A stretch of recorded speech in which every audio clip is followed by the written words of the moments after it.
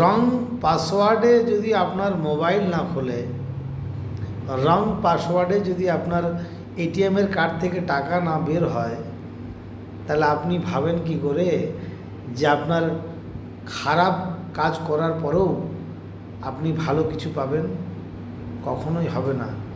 আপনি যদি ভালো কাজ করেন তাহলে আপনার জন্য ঈশ্বর ভালো রাস্তা খোলা রাখবে এবং আপনার ভালো হবে, আপনার পরিবারের ভালো হবে। আর আপনি যদি খারাপ করেন, সেই পাসওয়ার্ডের জন্য, রং পাসওয়ার্ড, আপনি তার জন্য তৈরি থাকুন। তার জন্য আপনি পূর্ণ কামাতে বা পূর্ণ আপনার সঞ্চয় হবে না, সেই ফলটা আপনাকে পেতে হবে। সেখান থেকে আপনি কিছু আয় উপায় করতে পারবেন না, মানে সুফল কিছু পাবেন না। তাই ভালো করে যান, ভালো থাকুন।